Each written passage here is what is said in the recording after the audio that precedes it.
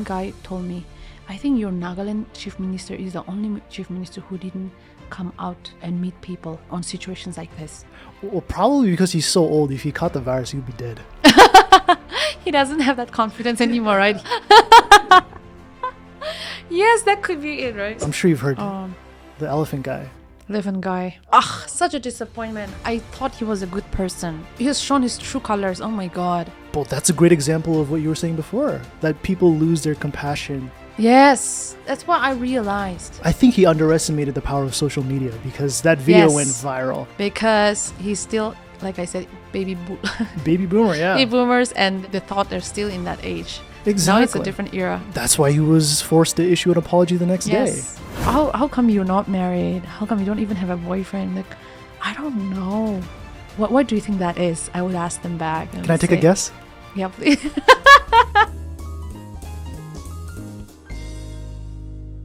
One of the things that my dad told me was that once Nagas have an original idea, you have freaking 5-6 copycats pop up already. One person started it, then the next time we saw many coming up. That was interesting.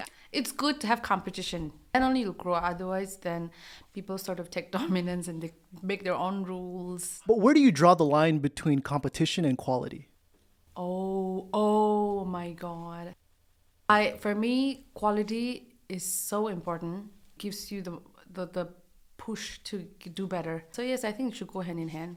Yeah, because when you're just competing with locals who are using, what everyone else is using, it's how well are you going to up your game? Yes. Are we just going to settle for local? Yeah, that's what I've always been thinking about. Why always be within this small part of the world a dot, that is essentially. inside the well, right? You do well here, you just dominate in that one place, and then you get comfortable. Then you don't grow. Then there's that stagnancy. And then when people come outside, and then notice. So when you go out and come, you notice. So it's not very comfortable there. It's almost like being a big fish in a small pond. Yes. And you're comfortable doing that. Everyone is baking now. I think I'm the least interested person. I'm I'll just watch, go taste it, and I'll be the critic. That's what I am. But otherwise, oh my God, especially it started during the lockdown. Everyone, literally, I just felt literally everyone started doing their own thing. I think maybe it started off as a hobby. Then maybe people started encouraging, why don't you? Sort of, right? We also did it, why don't you? I mean, I think we think so much alike that I think all the ideas also come together at once. Well, that's where the importance of getting outside experiences comes from. Whether it's a couple months, just go outside. You'll find some new inspiration and ideas for what you want to do. Maybe it is a cafe, but you could put your own twist into it. Mm-hmm. If it's the exact same thing. Chow momo. I was just about to say that. Oh my God. It's like they all have the same chef or something. Exactly. That's why I'm I always ask if somebody has visited a new place that's set up, is there, what's the menu like? Is there chow momo only? And I'm what? They'll laugh at me. But yes, I'm serious, because why would you want to go and try a new place just for chow momo? And then these new places to be so extravagant. Yes. And the chow tastes exactly the same. I'm and you're charging 100 rupees more. Yes, just for the ambience maybe. Yeah. Then the taste is same. I want to have Italian. Okay, but it's no more Italian. You get what I'm saying or not? I get exactly what you're saying. At Big Bites, Jail Colony up there, they experimented with lasagna, but instead of tomato sauce, they added akuni to put their Naga twist into it. Oh my God. So basically that's what I'm saying. They make it so Naga fusion that I'm not interested, I'm going there because they mention it's Italian. The name is Italian. Example. Then I try it. It's more like Naga. It's disappointing. That's why I keep saying. I think I give my honest, brutal review on her face. We came for Italian, give Italian. We came for Korean, make it very Korean. Bring Naga in here. If I wanted to have Naga, I would have prepared it in my home. I do like the Korean, their food, their culture is something it's interesting. But I'm not allowing myself to be consumed by it. I'm more of the anime. I'm more of the Japanese. I am a weeaboo. That was something that was very interesting, that when I talked to you over the phone, is that you're not just really a fan of anime. You're a huge fan of anime, specifically One Piece. Yes. Also, the older anime. I think the new generation anime is Completely different. It's changed a lot. it's changed a lot, and I miss the older version of anime, and I want to go back there, but I'm stuck with Bleach, One Piece, Naruto. Some anime were very underrated, but are really good, and it's like overrated type of thing, but they're still good. What do you think is overrated? Yeah, Naruto. You think Naruto's overrated? Interesting. But I'll tell you, I love Naruto. It deserves to be overrated. I don't mind. But like I said, people who think they're anime fans, they think we ask them what anime they've watched. They say they've watched only Naruto, so that doesn't qualify them to be anime fan. I judge them. They can be, and even that Rubber Man or somebody said One Punch Man? One Punch Man Rubber Man. I haven't watched that, but otherwise I like that kind of thing, a little bit grotesque types. Like psychological thriller. Yes, psychological thriller. Anything. I don't know. I think I'll be. Some psychologists will judge me as some, but I love that kind of shows. Well, that's the difference between cartoons and anime. Yes, is that exactly. cartoons really wouldn't delve in those mature types of themes, like suicide, very very like controversial things. Yeah. You've seen the live adaptation then of One Piece on Netflix that I came haven't out. watched. I'm afraid to watch because what if it disappoints me? Well, for anime fans like all over the world, we've always been disappointed at live Yes, adaptations. always. We sort of judge them early. To be fair, there's never really a good one. Dragon Ball Z sucked. Full Metal Alchemist, the live adaptation was horrible. Death Note on Netflix was even worse. I heard all these reviews. That's why I never watched. I am still yet to to be convinced enough to watch. Well, that's the classic argument, right? Books versus movies. Which one is always going to be better? For sure, books, because like your imagination will just take you everywhere. Yeah. It's very hard to really capture like the audience, what they see through the lens. And maybe that's why very critical, yeah. critical, yes. Because we've invested a lot of time. One Piece is like 1,000 chapters plus. Yeah. So that's an investment for a lot of people. Everything is so beyond what the live action can adapt. So I think our expectation is too high, and that's how we end up getting disappointed. And I think that's the same for stories like Bleach, Naruto, and One Piece. They've built this world that's almost impossible to capture on screen. Yes. I mean, it's tough because here's the thing. I would assume with your background as like a homeopathy doctor, I would assume, as a vice president of a political party. Oh my God. And someone who's competed in a couple beauty pageants, you'd think oh, she has like this hard exterior. And then you wouldn't really expect the fact that, you're into all this other quote unquote weeaboo stuff. Yeah. And you even cosplay too, right? I love to. It's just that at this point of time, age, I think it's a bit more challenging for our society as well. But I wouldn't mind. I think I will do it again. There are lots of characters that will match my age group also, right? So anyway, they also teach you about life. Be a good person, to be kind. That kind of lesson they're teaching in an anime, in a fun show. Why would you not love it, right? Everything is a mix. I mean, it's just so good. Watching anime, I cried and everyone was shocked. And what is wrong with you? Yeah. Putting on a headphone and started crying. Back then, it used to be losers who would watch anime, like complete nerds. Yeah, so we feel shy to come out and say that I watch anime, right? Exactly. But I used to be always proud of it. Really? I'm always proud of it. There's always that thing of like, you're too young, or rather you're too old. You're too old to watch, yeah. I'm like, who are you? Like, you have no idea. Yes. First, you watch it, then you make the judgment. Anime is just like movies. Like, you might not like Naruto, but there's like a billion of other animes that you might like. And that's what resonate with you. Mm-hmm. And once you start watching anime, you can go back to live action because you find live action too lame. Too lame, like, too goofy. Yes. And also, like, the hair doesn't translate. So. No, imagine having like Goku hair. Like, impossible.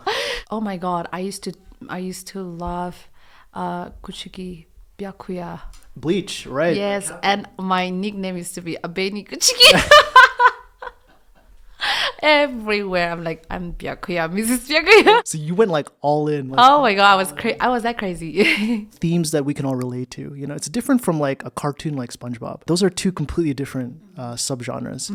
Do you watch dub or sub? That's actually a controversial debate. Oh my god, yes. Why would I watch a dub version? Oh my god. Then where's it? That's the cherry on top. Why would you want to miss that, right?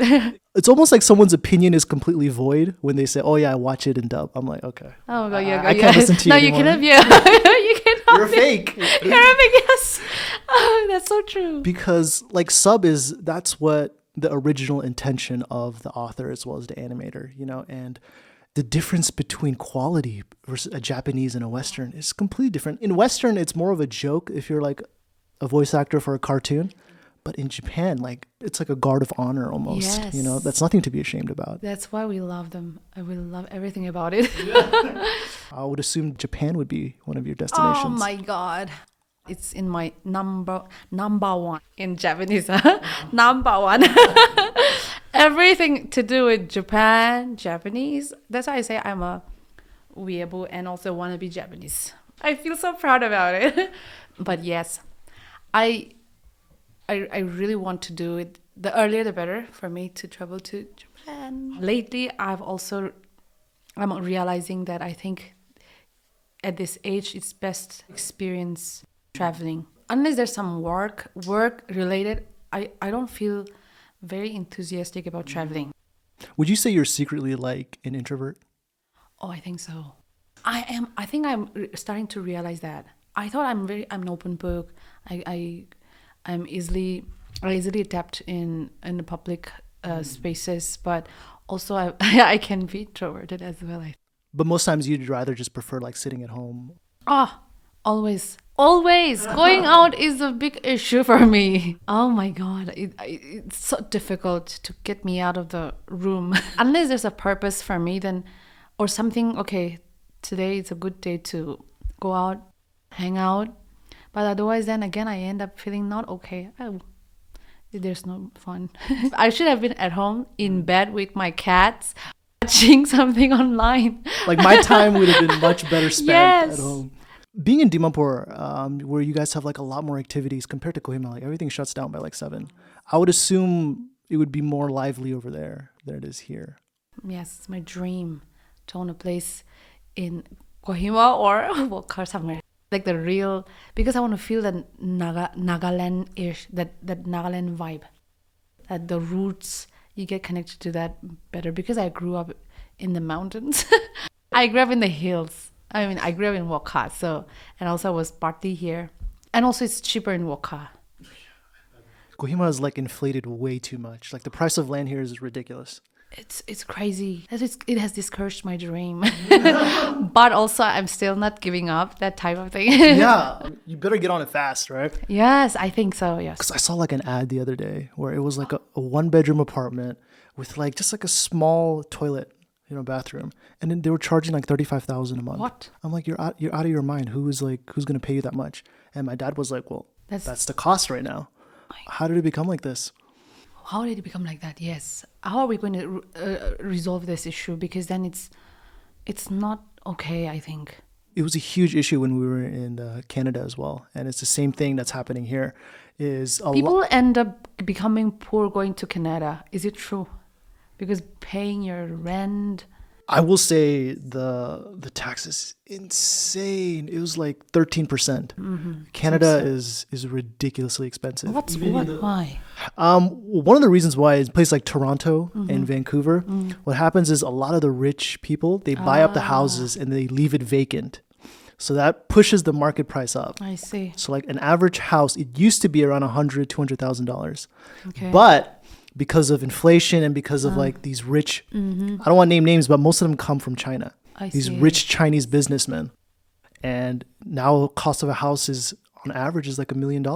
Oh my God. Usually with that kind of money, you can buy mansions. Yes. When we talk about in millions of dollars, it means mansions, at least a nice condo in New York.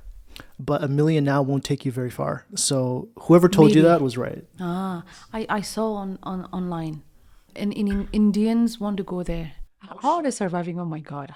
You'd be shocked. They would have, and I've seen this happen where they would rent like an apartment, but that apartment has like maybe 2 bedrooms, but it'd be like 10 or 16 of them living in there. Yes. And Indians can do that. I mean, to be fair, the weather's better over there. It's cleaner. So for them, just sleeping on the floor is not a big deal. So to them, that's a huge Heaven. deal. Right. Even doing part-time work, they don't really have any shame. I did part-time work. I wouldn't be ashamed doing a part-time work. I want to encourage that even here as well. That's why I always encourage my younger generations not to be ashamed to say that you're working, because you're earning. You should be proud of it, right? 100%. And here, if you mention you're not employed not in a government sector, but you're working somewhere else, they give you that face. They're not supporting you. You have your own money coming in. You should be proud, like really proud. The funny part was that I was looked at as a weird person for not working part-time. Yes. They were even more shocked at the fact that my parents were paying my tuition and that they were paying for my living expenses as well. They're like, your mom and your dad pays everything? Exactly. It's like, you must be loaded. I'm like, no, I mean, that's just the culture that we have, right? Like, right? If somebody finds out that parents are making you work in order to pay for living expenses, it's like, well, you failed as a parent. But that's sort of the mentality we need to change. Yes. We're only emulating the things that are not necessary at all, the Western culture. So I always encourage the ones that are younger to me. Don't allow your parents, don't be proud that your parents are supporting you. And now my mindset also changed. If somebody's being supported by their parents, I'm like, I hope you overperform or you overachieve in order to compensate whatever easy life that they have put you in, right? I'm also to say that because I was also supported by my parents. So yes, we cannot blame also. When you have parents who have helped you almost 60% of the way, for you to not go that 40% and beyond that. Beyond that. Now the times are changing, inflation and everything. So I feel sorry for, if at all it happens, I think it will cause a lot of damage as well. But then, of course, we should know how to balance as parents in the future, right? So it should be fine. I mean, it is scary to think about because right now with Gen Zs and millennials, it's the highest percentage of unemployment or people just being lost. They have no idea what to do in their life. That's true. I think we think a lot here in Kohima. We observe, we calculate. We observe to a point where we just don't do anything. We just get like paralysis sometimes. And then if somebody's doing it, we tend to judge, oh my God. So at the end of the day, I think if you want to do it, just don't pay attention. And because we're a small community, very small population, one person knows the same person. So then we tend to pay too much attention on what people would say. You'd be the optimal person to talk about that because your career has changed so much. Oh my goodness. That transition period was a roller coaster, I should say. I had no guidance. I had no mentors to tell me, okay, do this, take that, do that. I had to trial and error. As soon as I completed my medical studies, that year was the year that I started entertainment, the showbiz thing. It started with Miss Woka in the year 2013. It never was in my agenda. How did the opportunity come about? Everything about my life was about singing. So, but this Miss Woka organizers were people that I was in touch with. They have a plan about Miss Woka and all of that. And I was so happy. Okay, please, that's a very good initiative. But please invite me as well as a singer. I am that type of person, yes. I invited myself to sing. I would mind and I'll feel bad if you don't invite me as one of the artists. Wow. And they've never heard me sing or perform. No one has. I've only been singing in church. The singing in church happened only when I was in college. And that too, it was not in Nagaland. So yes, I invited myself. But one thing led to another. They ended up asking me to participate. I'm like, no, my parents wouldn't agree because we come from a very traditional church-goers thing, and it's something that is frowned upon, like a beauty pageant, models, fashion. Swimsuits. Yes, you're selling your soul, that type of thing it is. Yeah, they equated like the same to prostitution. Oh, yes, selling your daughter their bodies, and then you're proud and you're happy. That type of issue also raised after I contested. But I told them, you have to convince my parents. You have to go talk to them, make them understand it's not a bad thing. In fact, whatever we do, we should do it for the glory of God. And then only I'm ready. But I'm also in outside Nagaland, and also in South Karnataka. And it was not convenient to travel at that time. One thing led to another. My parents were convinced later on. I never in my life would have imagined that I'll be a beauty queen. Yeah, that's so You should random. have seen my photos when I was young. We'll pull them up. It was crazy, but I was young also. I didn't know better. So yes, sure, why not? And they also told me these actors, actresses, they're all Christians. See, but you can do so much if you get a bigger platform. Then I'm going to use this platform to spread the gospel. That was my sole intention and nothing else. Lord, let them ask me questions that would make me talk about you. That type of mind, I was fully engrossed in that. I didn't know about the glory, about the fame. Nothing of that sort came into my mind. I never imagined a thing. I was like, how do I speak about the gospel? How do I convert the question into a biblical situation? I was so engrossed into that thing. I have forgotten about all of it. Was it daunting, though, that your physical image was essentially your resume? But because you see, I never thought I was pretty. And then I never thought that I don't care if I don't win. I don't care if I win or I don't win. I don't care, because I always believed that every woman is beautiful in their own way. If they don't accept me, it's fine, because they have their own standard, right? I've already been immersed in that kind of mindset. Is that the same mindset that you talk about? I remember you saying that in your life, you have quote unquote little to no expectations. I think so. Yes. Initially, it started like that. Then you start to win, and then it's like sort of gets into your head. So that's where I struggled. But then, thank God, I know where I started. When you know you performed well and you don't get it, and you feel hurt, then it reminded me of my initial convictions. I don't mind not getting a platform, a bigger platform. My purpose is different. My mission is different from the rest of the people. So I shouldn't have any expectation, because it's him who's making the way for me. It reminded me of that thing when I faced failure, and that kept me going. And that's why I kept contesting in the national pageants over and over again. Because then I wanted to do something. Okay, my mission was different. I started off as a missionary. Self-declared, but I wanted to do something. I wanted to at least tell someone about the good news, especially in this showbiz entertainment world, where it's so much of corruption is there, and everything is superficial. Nothing, you cannot trust anyone. They'll be nice to you now. They'll turn their back against you next moment. That type of people you are living in. It's called like the California attitude. It's like, hi, yes. So fake. Right. You can see through them, and you don't like it. And I cannot survive in such environment.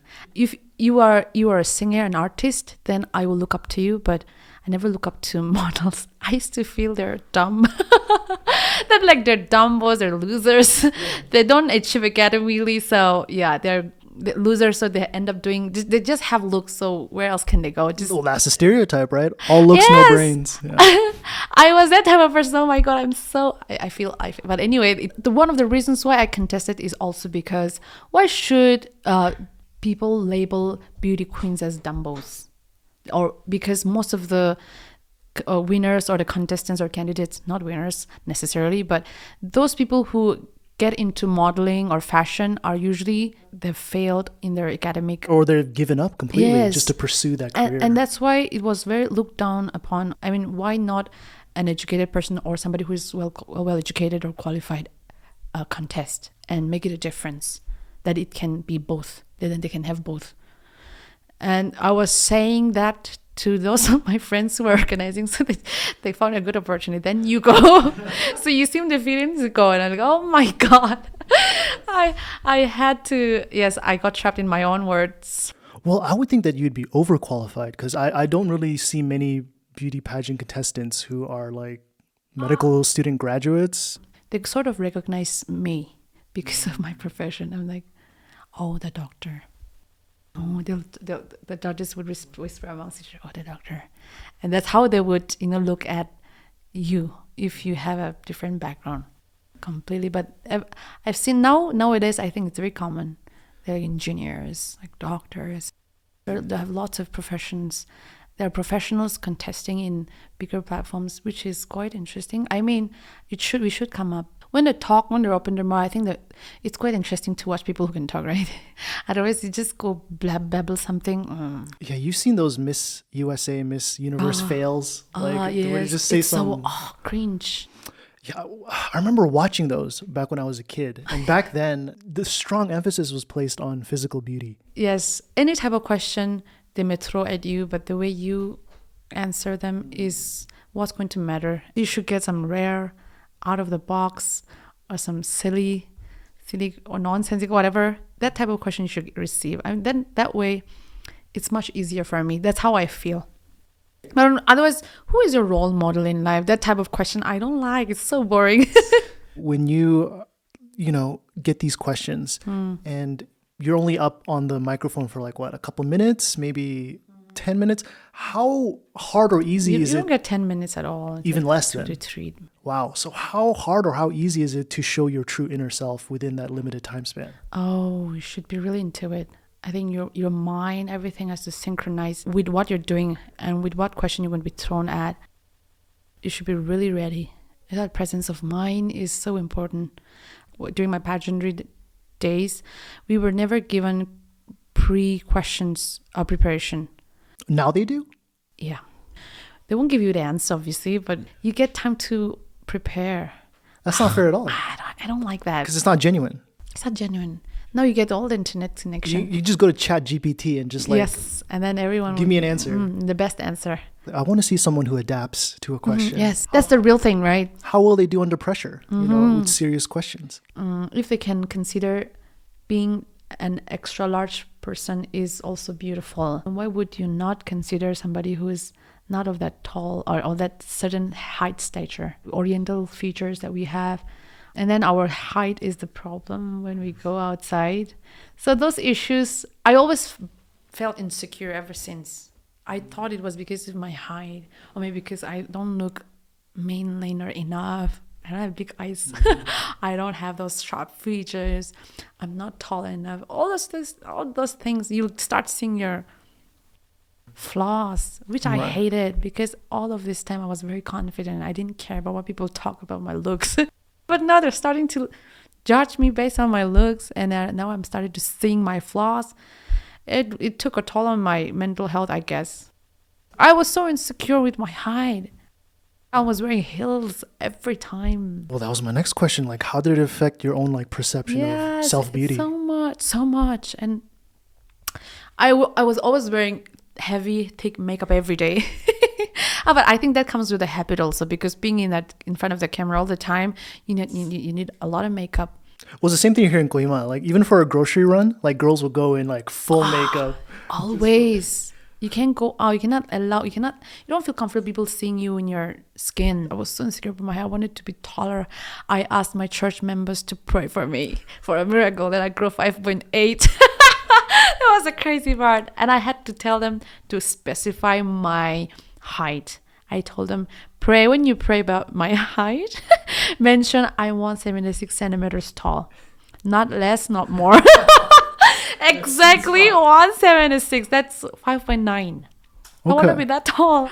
So we can do anything with God and all of that. We did pray for at least a year or so. I would run 15 laps without nonstop, and I would do core training, everything, and not eating carbs at all, trying to build my muscle, trying to have toned abs. And I was the one who didn't care about what people said about all those things. Where did that come from, this confidence? Was it because of your parents? They really brought you up to... My parents don't trust me. They don't care much about what I do in life, because they know the kind of person that I am. They know me very well. And that's why I'm very thankful for my parents.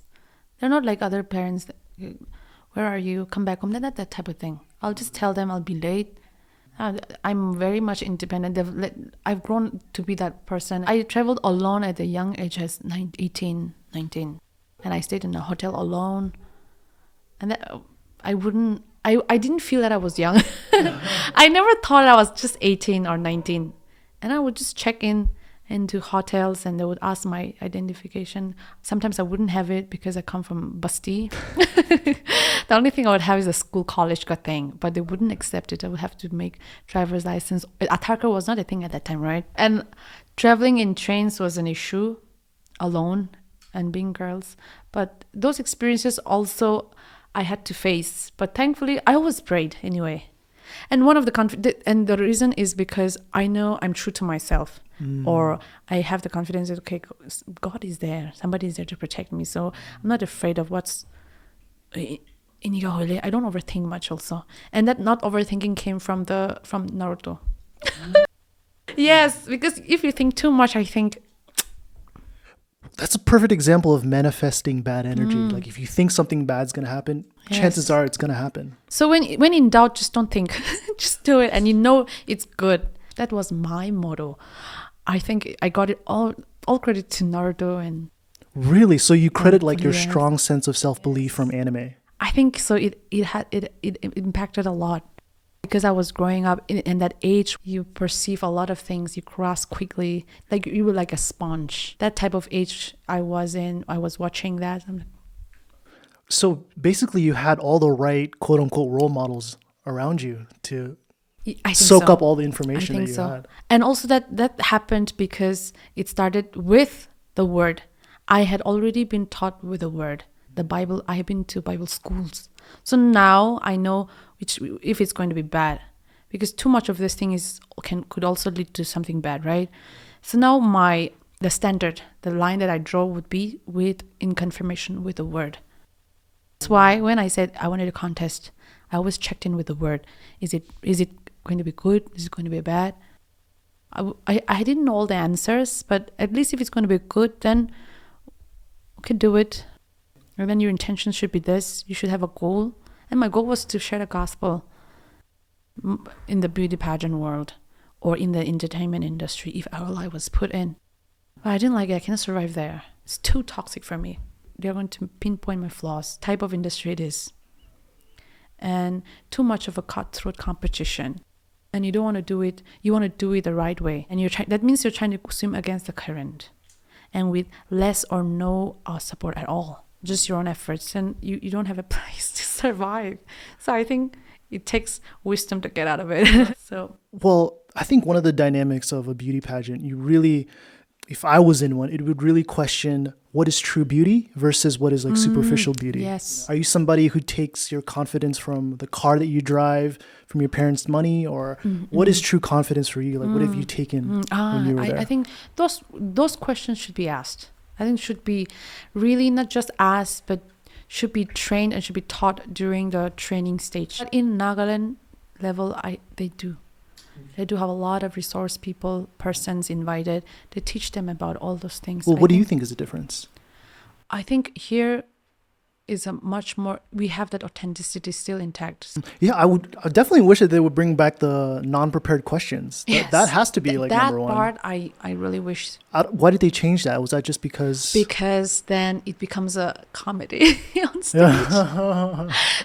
Because then there's too many trolling, and with the SNS happening, I think it will become a meme everywhere. You should be everything at one time in that moment. Obviously, you can imagine the sort of pressure and stress that we are going through. How hard is it to get that perfect? That's why it takes a lot of training. How did you do it? Did you practice in front of a mirror? Never. Walking, I would ask my friends or my roommates at that time, or ask my sisters, or take a video just to look at yourself. I think that's the best way.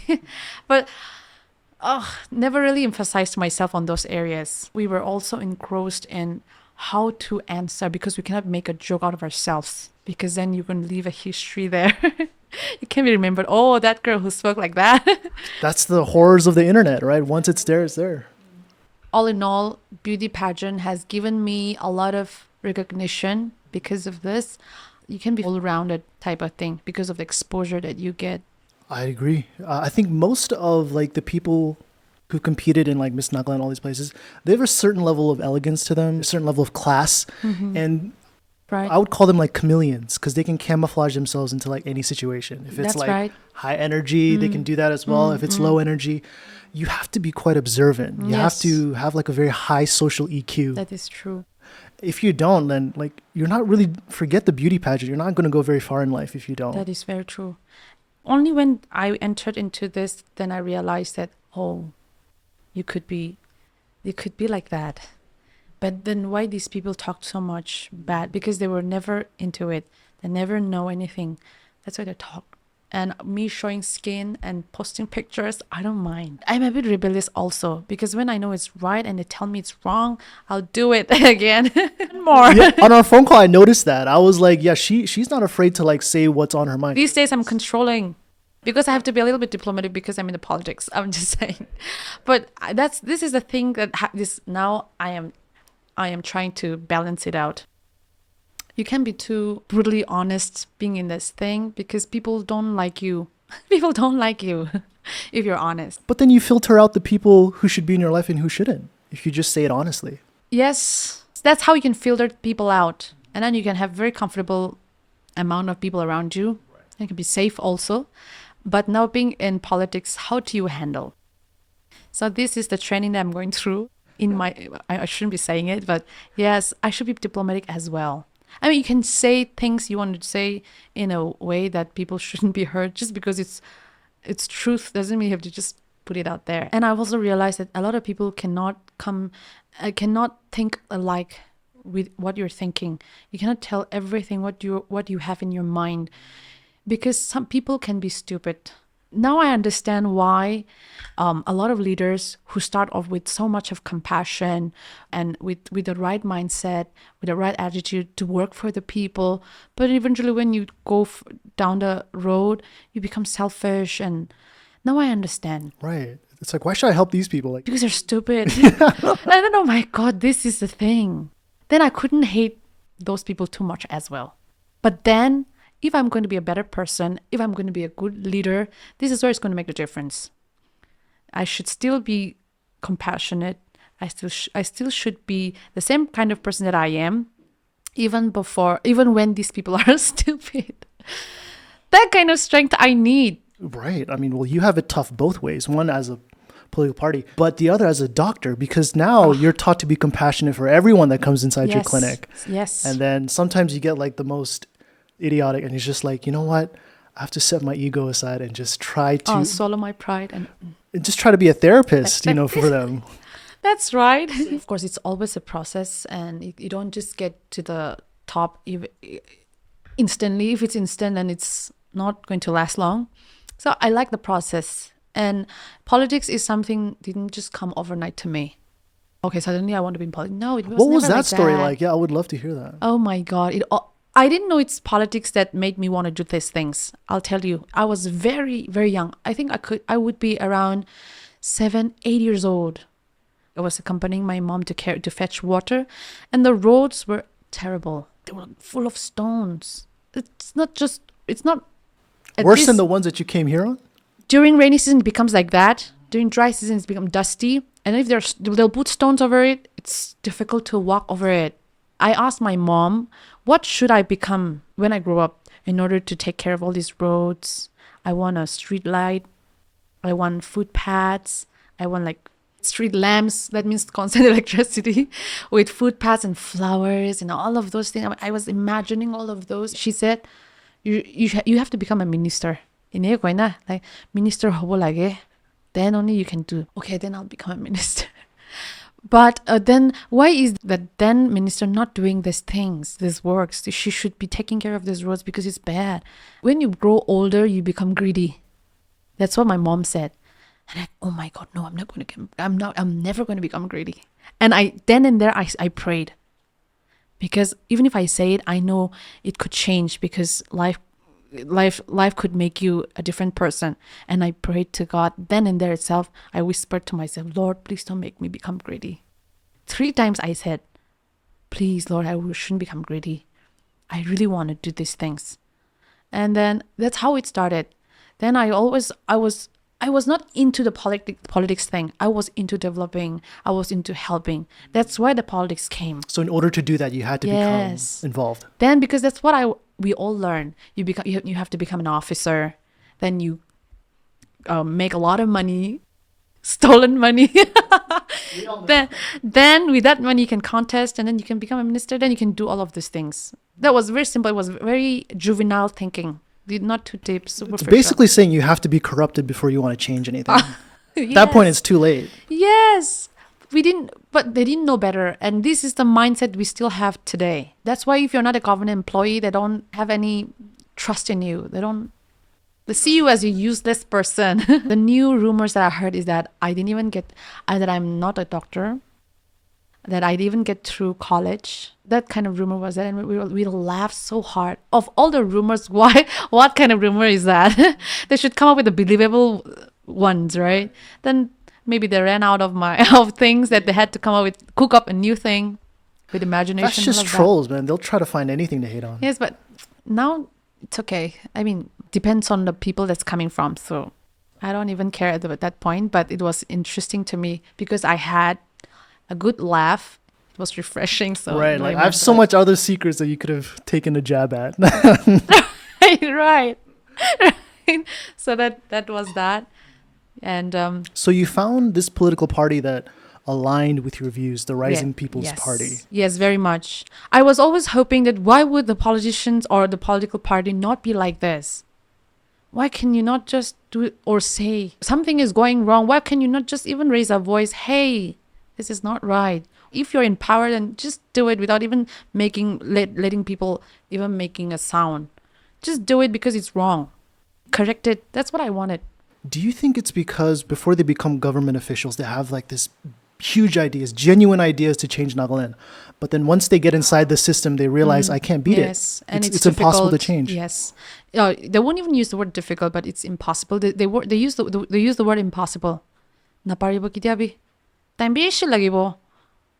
That's their attitude. That's their mindset. Then how are you going to survive? That's the question. But I survived.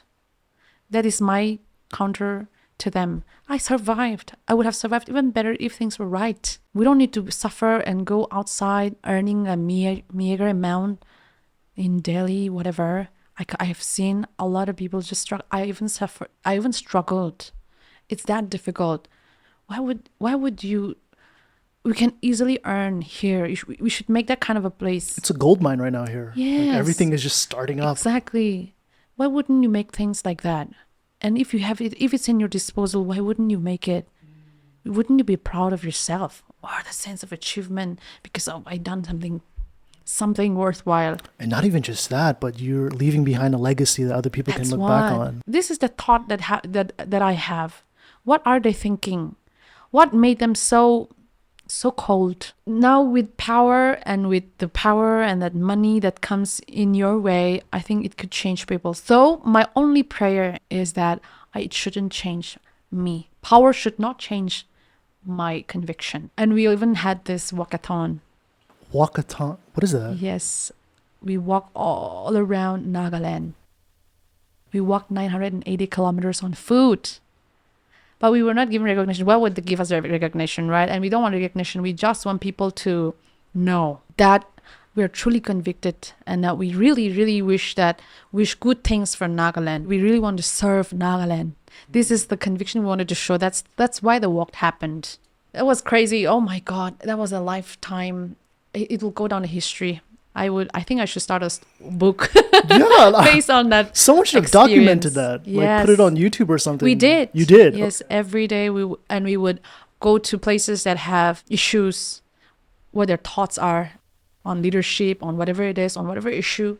It's not good at all. Development means only Kohima and Timapur. Now they're even neglecting Timapur. What are we going to do? We were just talking about the roads that you came on here by. Oh my God. They built that like 2 months ago. It's gone to shit now. Me and my dad were hedging bets how long they would last. He said it wouldn't last till winter. I said it wouldn't last 2 months. And then you won. It's really sad. One of the reasons is because they hired an incompetent contractor. 2, yes, they were hiring volunteers who were just teaching on the spot how to like gravel the road. And now they have to spend more money to remake it again. Like, And what then, have you done? And then they wouldn't remake it. And then it would take years. And they would say that they've done it this last 2 months ago. Now, where's the budget? Do you know why they initiated the road construction? Because of the medical college that's coming up. Oh, yes. That's Oh why my they want to God. make it look good for like, Now it's gone. it's gone. And to come up with a new road is going to take time. It's going to take a long time. My parents have been living here for like almost 30, 40 years. And they said this is the first time that they have Yes. constructed that road. I remember because I was just here. I was in Don Bosco. We used to come down here for walks, evening walks. It was, oh my God. That's how it never changed. Now I see debris of blacktopping. It's just debris. So I'm thinking, it could be just 1 or 2 months old debris. That's all it is. I know very well because, of course, we know. This is why when the government says like, oh my God, you guys just keep complaining about the roads. They think it's just about the roads. But if they can't fix a simple lifestyle like the roads, how are they going to combat corruption? How are they going to Yes. combat backdoor policies? If you can't even settle down at the basic foundations of the quality This of life. is what we question. And we should question as well as public because we are the stakeholders. But nobody does that because now I think they only wonder for their own personal development. They get a government job and they're satisfied because now they're sold everything, their rights. Where is their right to voice out? You cannot serve two masters, that type of thing. You cannot be taking their goodies and then be talking back against them from the grassroots level. It's very common for them to think that if we don't support him, we're not going to get help. What kind of help are you talking about? Government job. Because they have a child, their son, their daughter not employed and going to be overaged. So now they don't have any means of survival. Then how are they going to solve that except to sell their votes to that candidate and then they in return give them a job? So that's out of desperation. That's why I always say it takes courage. How do you think that starts then? Does it start from the older generation? Yes. You go if you speak with the older generation, the baby boomers. Oh my God, they're like real stubborn. Oh my goodness. Is it even possible to change our minds because Only they're so money stubborn? only money. You show them the greens, they can change any time. I'm so disappointed at our elders. We're supposed to be taking advices from them. We're supposed to be looking up to them. They'll teach you, obey, blah, blah, blah. They'll be so biblical. The other side, they're doing whatever. Very rare to find some people who are actually living honest lives. Right. It's the same problem that we're having with the dry state. You know, like we keep pushing this, but behind closed doors, we know what everyone's saying. I hate the word. What is the difference between dry and wet, whatever term? It's a joke. And, you know, the policies have been dating back like 40 years. It's never worked anywhere else. It didn't work in the United States. It didn't work in the UK. It will never work. It's not going to work. It's never going to work because it's never going to work. Right. What makes you think a small dot and, Yes. you know, quite possibly one of the most corrupted states in India? Yes. We could be even topping the top 10 list. Did you see that statistic that said like one of the richest CMs, top 5 is in ours? India is ours. Imagine 25 years of the money. That's why I always challenge people. It takes a lot of courage. Because if I have that courage or if I can say that, okay, I'm going to take this, it's not even a risk at all. It's challenging means it's interesting, right? You just get stuck working in a job that is monotonous and nothing, no improvement, no challenge, no pressure. You can earn much as well if you're going to live a genuine, honest life, right? If you prefer that kind of life, it should be through honest way. And we have so much potential. Even to get help from the ministry or even from the government, you need connections. Oh, somebody said even to get chicken liver and gizzard, you need to have connections. You need to show that you have some certain power to influence the butcher to give it to you. That is so crazy. So then what about people like me? Where do I stand? I'll have to go and fight. I have to go and scold them. Give it to me. I'm paying you. Well, you would be one of the key people to really believe in because I don't think people would say that you came from a super privileged background. No. You know, you had to work hard. I think when people look at you, they see someone that they can relate to, someone who came up from the same struggle. I really hope that they would be able to relate to me And that's why I don't hesitate taking up such platform like yours.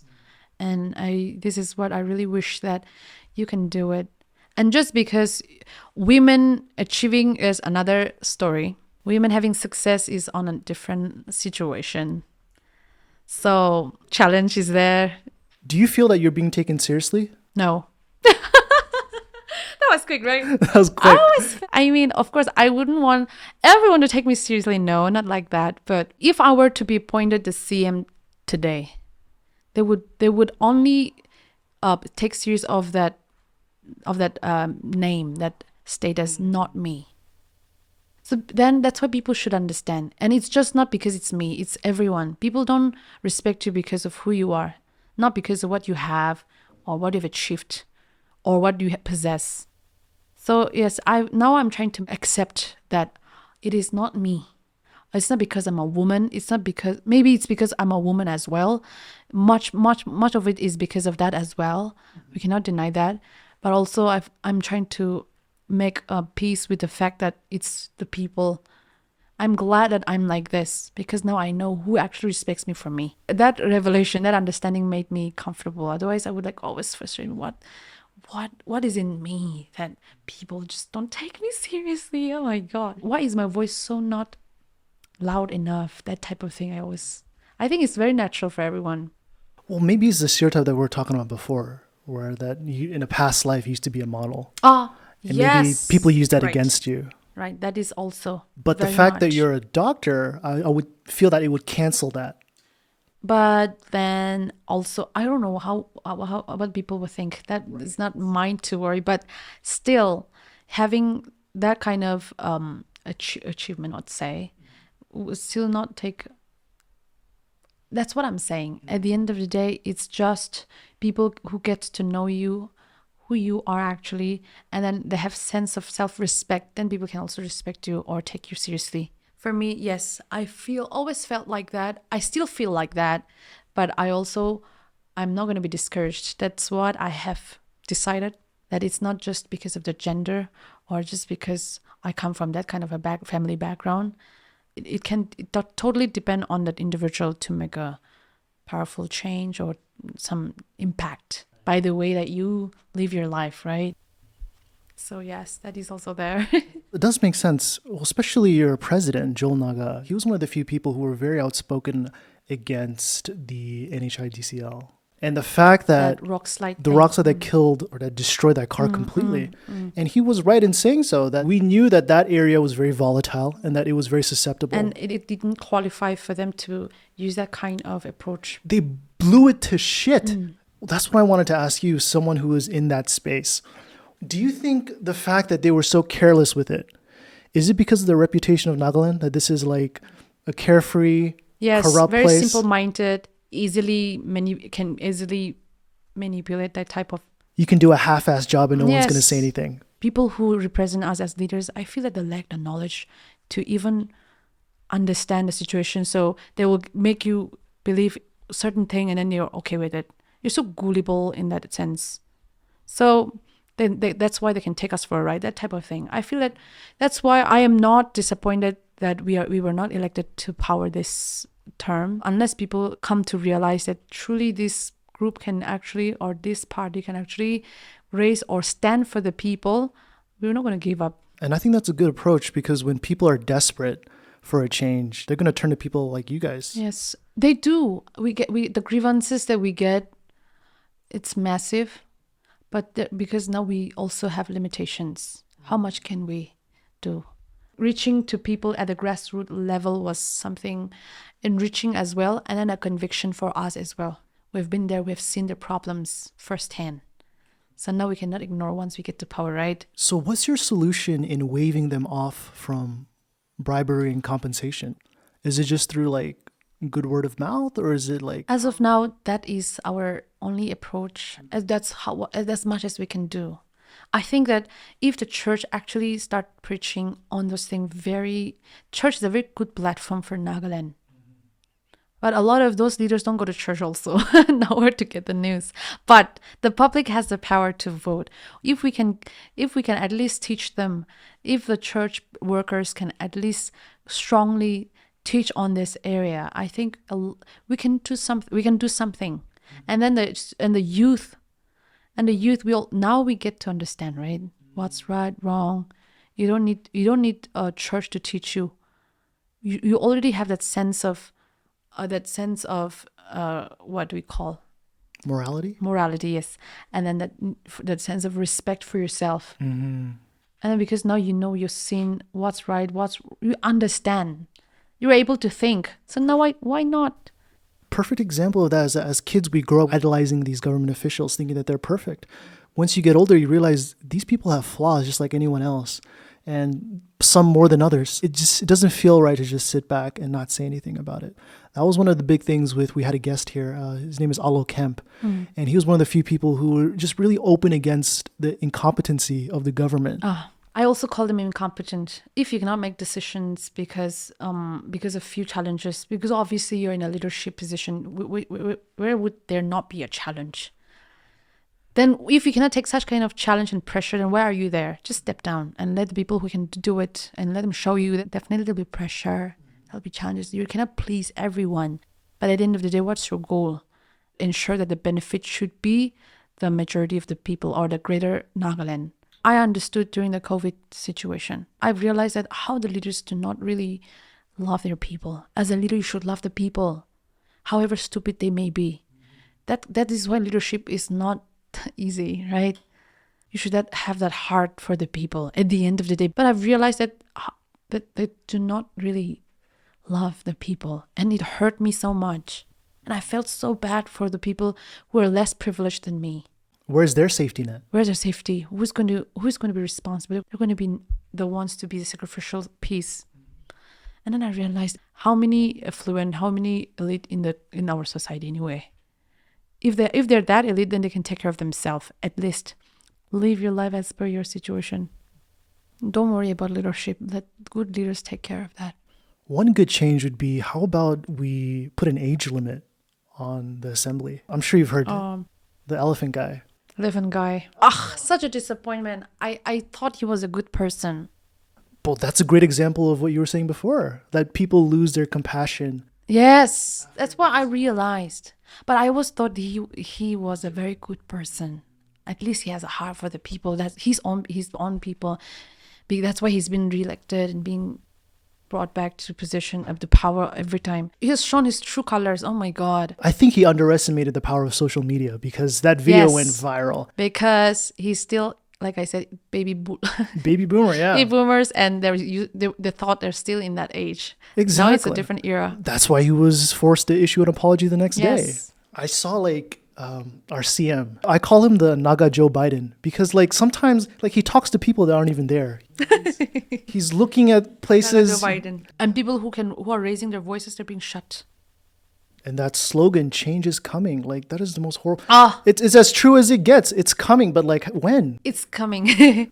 It's never reaching. I think we should read between the lines now. People should be smart enough to read between the lines and actually to choose. After 30 years? I hope so. I think he'll complete 30 years. I could understand why some people feel like there's no hope. Yes, hopelessness. That's why I'm always telling people that formation of RPP is like a ray of hope. If you can get hope out of this and have trust, get back your trust again and put an effort one time. But what guarantees people that once you guys get into power, that you guys are quote unquote uncorruptible? So now if you don't give us a chance, how are we going to prove it to you? We cannot just change Nagaland in 5 years, even if we're elected, that is for sure. But at least in that 5 years term, that much can bring a lot of change. I think you can do anything if you have that power. Because now if you're that convicted, I think you can change anything. You can change it upside down and you'll be the most wanted person. It's a lot. There's a lot of things that we don't know.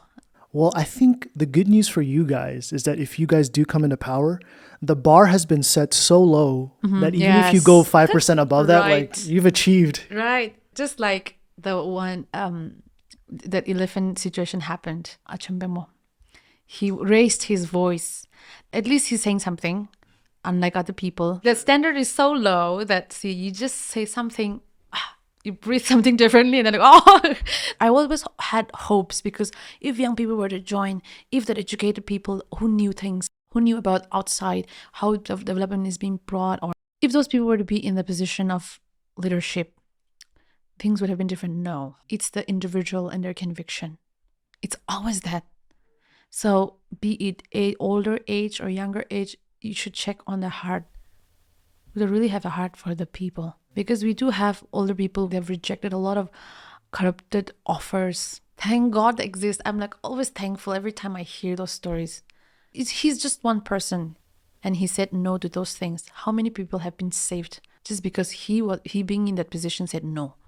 This is a time, that era where we can actually bring the change, because now we have already reached that hopelessness is the leaders don't trust the public don't trust it. That's why there's a transaction, and that the transaction is money. That's why I also did not hesitate to join this party, because then otherwise everything becomes difficult for a woman to be in politics.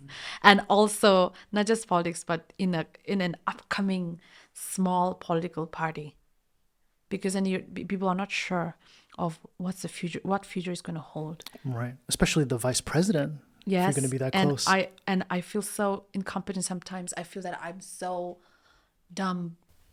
I feel like I'm so not, like I said, not taking me seriously. The elders won't treat you like you are supposed to be treated, like a kid, right? Like a kid. Oh, punito bachato aishe, like that.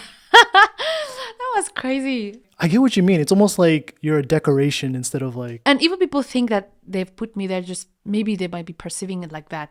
Well, like a diversity hire. To get attention or to whatever. No, it was never like that. I told them what I wanted, what I want to see through this party. Never promised me that you come to this party because I'll give you this position or I'll give you this much money. It was never like that. It was out of a pure free will choice. And I said I had to pray about it. We were also going through that process as well to get it into NPC so that everyone can get the opportunity to sit in the exam, and whoever has that should be elected to be in the government seat, right?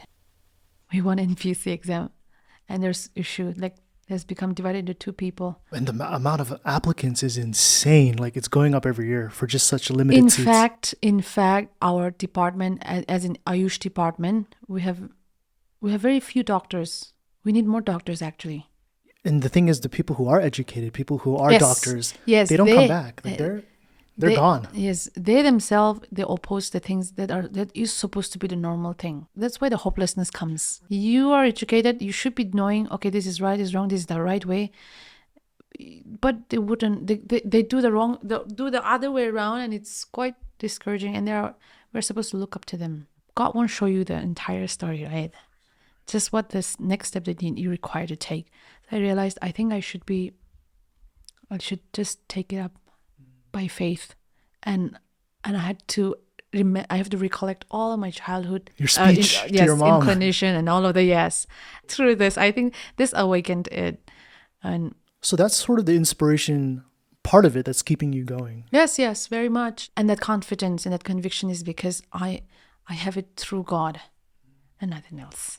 I'm always biblical. The only language, the kind of language I speak is always biblical type.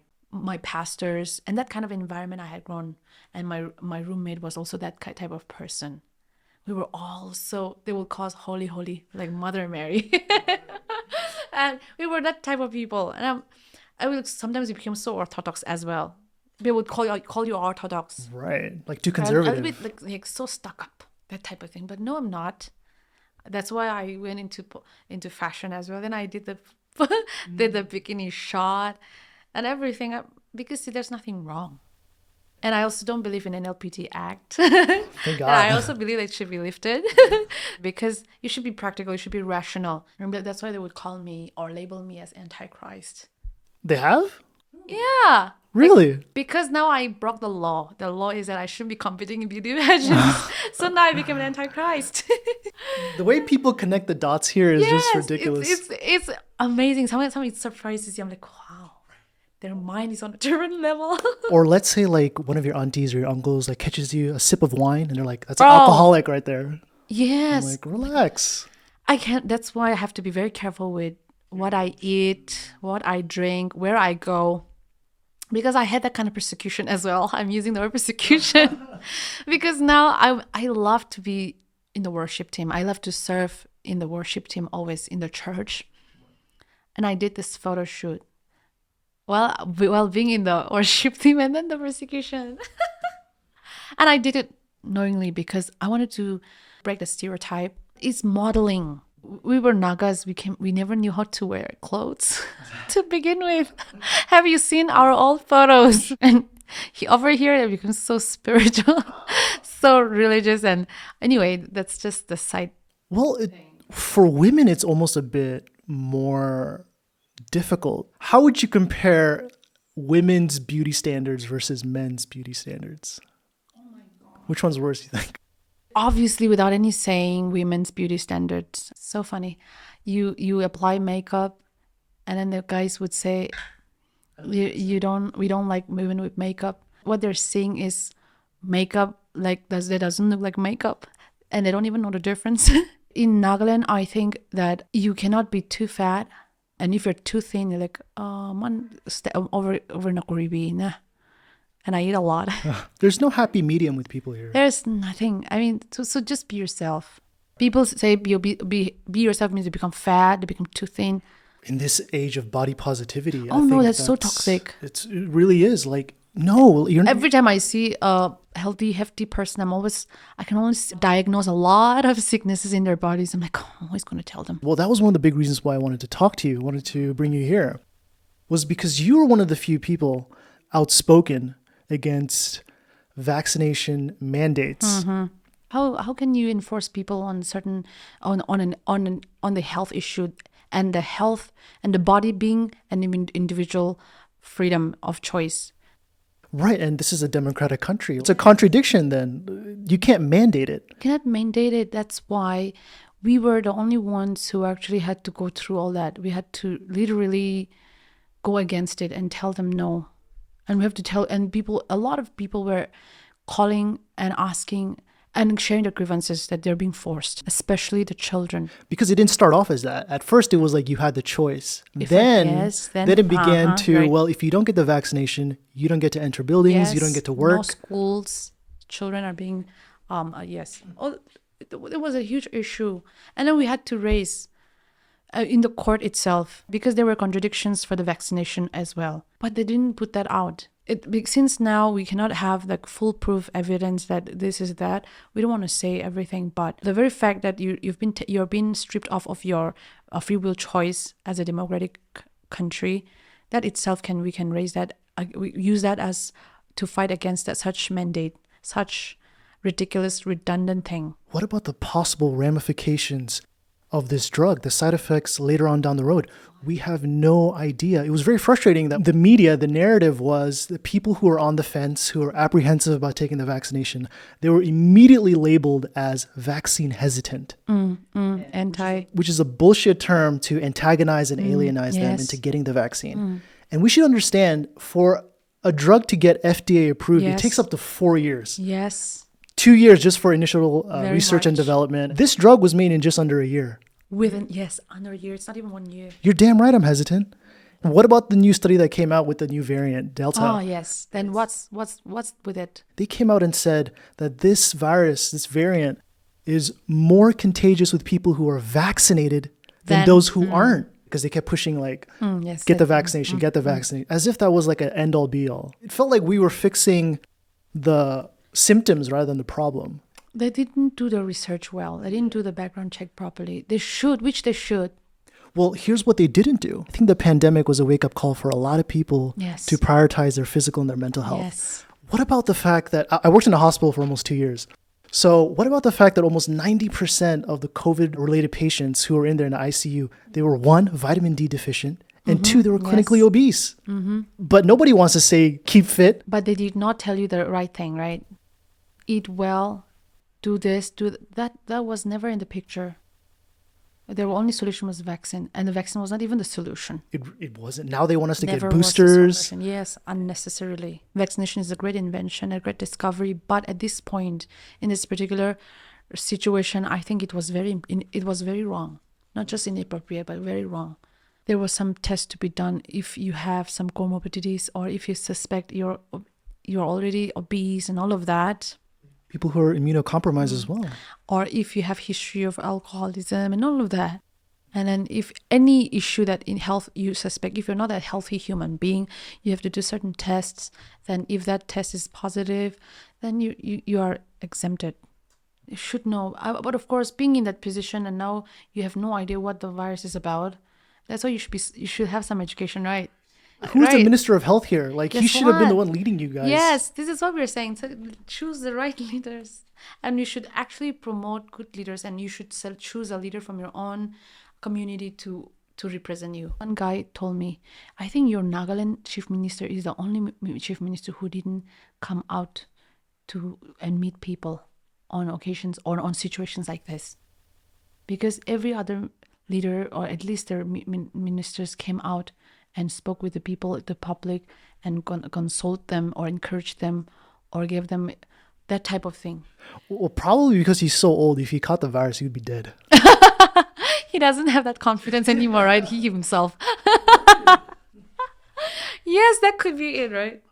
I feel bad that it has to be this way. That what people should be making fun of you after having reigned for so many decades. Right? Can we list his achievements? Like, it would barely be a page long. For me, I want people to remember me for this, as this kind of person.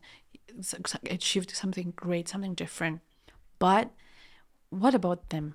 It's only going to be within their own circle. Okay, he did this for us. But what about the greater picture? And we've seen it before. When people go out of power, people don't love them anymore. And they don't even. Yes, they barely even bat an eye. I think understanding that if I don't grab hold of this power, people are not going to respect me or fear me. So that keeps them again more hungry towards power, but not in the right. And then they would turn into the wrong means to gain that power. So it's like a cycle. It really is. Like a vicious one. So if you're stupid, then you make a stupid cycle only. I think in most of our lives, if you surround yourself with idiots, if you surround yourself with people who are corrupt, but if you surround yourself with people who motivate you, it's a completely different story. Yes. But when you're around that same group, that same bubble, of course, you're not going to change. Never going to change. And I think they collect such kind of people for them to feel comfortable. Yes, men. That's where the term comes Their from. Insecurity. To make you feel your insecurity just palliate for the moment. I'm too tired of talking about these people. Because it's like a broken just record. It's yes, over it's and over and over again. It's nothing new. It's like, yes, I know, right? Isn't that crazy? The fact that they could do something outrageous, but that's just an ordinary day for us. It's a casual, everyday thing that they do. It's not surprising anymore. Not surprising anymore. What can you expect? I mean, people are only as knowledgeable as what the media tells them. Yes, that's why media should not be mediocre people. They should not be lazy. They should dig. I was speaking about our corruption here to my Japanese friend, and he was like, "Oh, we were also like 200 years ago." I'm like, "That is 200 years ago. We're talking about now." And I had to feel embarrassed, but can't be embarrassed. I was talking about this party with him, and he's like, "Oh, what are the issues?" And they wanted to know about Nagaland, and they love it here. They just said it's dirty. It's dirty. We know it's Dimapur. Come on. It's Dimapur. Like, I feel shy that it is my place that I'm living in. I feel shy that it's the airport that's located there. The lavatories are already stinking a few feet away, and the water is not running. How embarrassing is that? Even I don't feel comfortable. You move out from Dimapur to other parts of the state, or of the country, you get better. No, and when you come back home, worst. To keep up to a certain level of cleanliness, they will say, this is not city. This is Dimapur. That's what we want to change, right? Now that's why I expect that through this dengue infection, people should wake up. It is us who made it very infectious. We created it. What do you think of the argument that says that if it's the locals that are running the city, it tends to be very clean? But if it's non-locals, it tends to be very dirty. How true is that statement, if at all? No, oh my God, that's quite interesting topic. Yeah, with the chumu, very simple, very current example. It's because they're taking the locals are taking it in their hands. They can go to that extreme. Now, who is going to control that if it's going extreme? So basically, if it's the locals who are running it, they'll have a tendency to dominate. That dominance will come, and if they're going extra, who is going to control them? Who is going to maneuver that situation? If a local is running, then the one who is overall in charge would be influenced by the locals. I believe they will have that inclination towards the locals' decisions mostly. Unlocals running businesses is actually not very encouraging, because now they'll have that dominance over you with our cultural and also traditional situation, our integrity, our whatever. We tend to compromise, and once that mixed culture situation happens, it can contradict it, and then we can lose a lot of our history, whatever.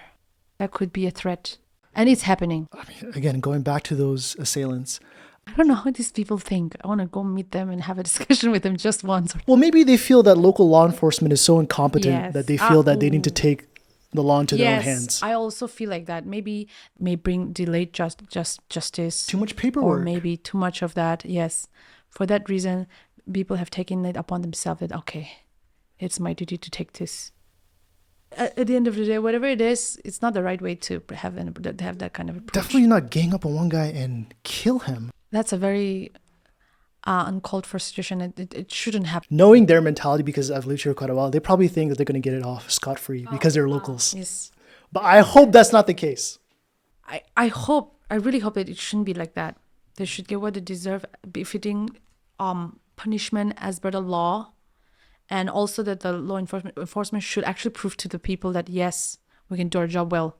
And we can be not biased. Yes, they can be non-biased, yes. Right. This is their opportunity as well. And then slowly then that kind of mindset also will be, erased. I hope to see what they're going to come out with. Let's just wait and watch. We can only wait and watch. Right. Yes, you see what happens. But I also think if I had never been in the fashion industry, would people just accept me for being fashionable and also being a doctor or whatever? I also think that way. But now people also have that excuse, okay, she can be fashionable. Anyway, because she has this background. That type of mindset also could come and they could accept me easily. That also is there. Do you think that plays into the fact that there's the stereotype where if once you get married, you let yourself go. Oh. And then you gain like 100 pounds. Even the guy as well. The best they ever look at that point is their wedding photos. And after that, like, it's just nightmare. We don't see that often. Women who get married, but they still take care of themselves. Yes, it is very much possible. And I always dream that if I get married at all and if I have kids, I would always keep the same fitness schedule for myself. And I would always, because I think it's now a part of me. I always felt confident. I always felt nice being fit. I put on 1 kg extra and I already know it. Really? So you're that in tune with your body? Yes, I already know it. I know that's time that I should get up, start doing it. So that's how it is. I didn't get that because I wanted to impress somebody. I'm doing it because it makes me feel nice and I could be at my best. Health-wise, mental-wise. And I could bring the best. I can be the best version of myself and also be a blessing in that sense. Otherwise, then you're not healthy, then you get moody, especially. Yes, you can be really moody if you're not well. And so the signs of getting into stage is having lots of cats. But I do have lots of cats. I do love pets, or I just have compassion over these beings. I mean, who cannot love cats or dogs? I wouldn't trust anyone if they didn't. I also feel the same way. I'm like so judgmental now. The way they treat our cat, oh my God, that would be red flag. Do you think as you get older, you're more filtered and more picky about who you bring into your life? Very because much. of your life experience? Oh, very much. That's very true. I know with few experiences that I have, especially when it comes to being with, choosing a romantic partner in that sense, or even in general, you know already, because you don't want all this drama in your life. Just want peace, right? And also you have to be at peace so that you could be the best. You can be productive at your best. Why invite unnecessary? That means you have not grown. That would mean you're immature. You're still in that stage. We've seen that so much, like 30-year-olds who are still acting like So I'm like, oh 18-year-olds. my God, that's super red flag, like bright red flag. We should stay away from it at all costs. Would you say that some men are intimidated by you? Very much. They tell me themselves. Yeah, I never felt that way, but they tell me that it has made me realize that, okay, they it seems they do. Of course, I'm very straightforward as well. And I make sure that not they can just go through certain levels to me or cross it. I want to keep that standard as high as possible, not because I want to be so egoistic person or arrogant, but because now it has to do with the trust level and how much effort to put in. Because now I'm that kind of person. Once I get to know the person, I know that that person is good, I'm going to be attached to him. And I'm going to be, for at least, even for friendship, I want to be loyal to that person. And I want to be with them. I want to be long lasting. So now I've learned to build boundaries, still learning too, and also to keep the standards high. They would misjudge you, and we still have a lot of people who think that you have come from such a background, and how could you keep such high standards? Nah, because now what they think is marriage happens almost like a business transaction. Nah. The idea is that as a woman gets older, your market value decreases. Yes. And then, but even if you may be older, if you're a government employee, your value is still, your market value is still high, pretty high. But I'm neither of that. But anyway, I feel that men do get intimidated. I don't feel, but now I've realized, ever since my male friends have said that to me, and I'm saying, how come you're not married? How come you don't even have a boyfriend? I'm like, I don't know. What do you think that is? I would ask them back. Can I take a guess? Yeah, please. I'm thinking, if you watch anime, if you read novels, if you're into books, your perception of a man or your partner is so high up there, because you look at characters like Naruto, you have people who are so passionate, so determined, and you're trying to translate that into real life. It's almost impossible because those expectations can never be met. And the question is, do I settle for less, but am I being true to myself? Or just compromise. And I was always being influenced with the idea about the characters in those situations. But then I also had to come across a guy who had made me realize that they do exist. So now it's strong. The standard is like really strong. And my best friend told me, oh my God, you're going to get really difficult getting a guy for yourself. And I said, okay, fine then. I'm not going to compromise. And if I had to be single, it's okay, because then I wouldn't be happy.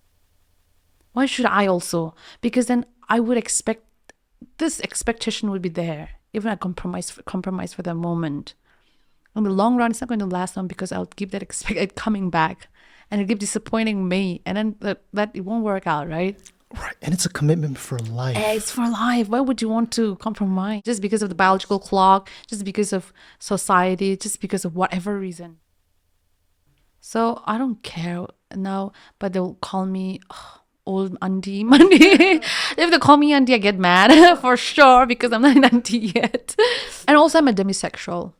I've realized that. Interesting. So explain to me demisexual. It's an emotional connection. That means only you get sexually attracted to a person whom you have connected emotionally, or you have understood the person, or after you learned that person and you connect well. Why do they make terms for this? Isn't that just baseline? Like, obviously... Isn't it obvious? Maybe because some people just fall for physical attractions, maybe. But those are shallow people. Nobody gives a shit about them. Right? That's why you have to put that effort. So there are certain levels where you, as a guy, as human beings, and the nature and the phenomenon, the nature system is that a man has to approach the woman.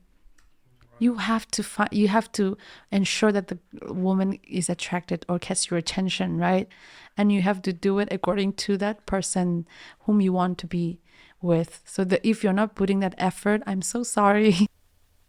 We're not even going to get to know each other, right? But of course, I also didn't learn in immediately. Nobody taught us. So were you straightforward when you like somebody? Oh, I am very straightforward.